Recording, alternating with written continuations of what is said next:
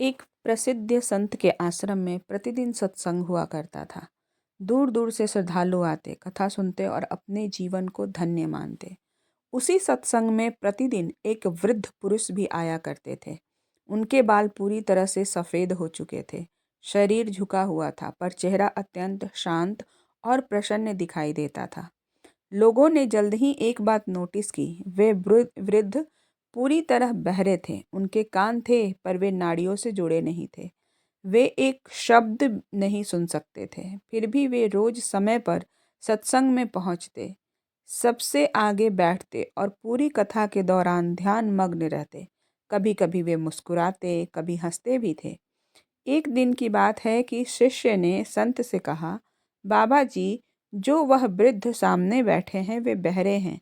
कथा सुनते सुनते हंसते तो हैं, पर उन्हें कुछ सुनाई नहीं देता। संत मुस्कुराए, पर उनके मन में भी जिज्ञासा जगी। वे सोचने लगे, यदि यह व्यक्ति कथा सुन ही नहीं सकता तो उसे रस कैसे आता होगा, और यदि रस नहीं आता तो वो घंटों बैठा कैसे रहता है। न कभी बीच में उठता है, न देर से आता है। संत ने उस वृद्ध को बुलाया और उसके कान के पास ऊंची आवाज में पूछा, कथा सुनाई पड़ती है?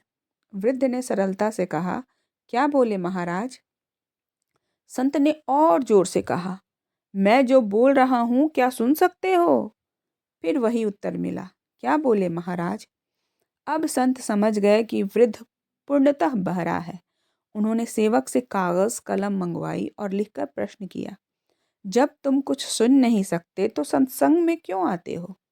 वृद्ध ने पढ़कर उत्तर लिखा, बाबा जी, मैं आपकी वाणी नहीं सुन सकता, यह सत्य है, पर मैं यह अवश्य समझता हूँ कि आप ईश्वर प्राप्त महापुरुष बोलते हैं, तो वे पहले परमात्मा में डुबकी लगाते हैं। उन्होंने आगे लिखा, संसारी मनुष्य की वाणी मन और बुद्धि को छूकर आती है, पर ब्रह्मज्ञानी संतों की वाणी आत्मा को स्पर्श करती है। मैं शब्द नहीं सुन पाता, पर आपकी अमृत वाणी का कंपन मेरे पूरे शरीर को स्पर्श करता है। वह स्पर्श ही मुझे तृप्त कर देता है।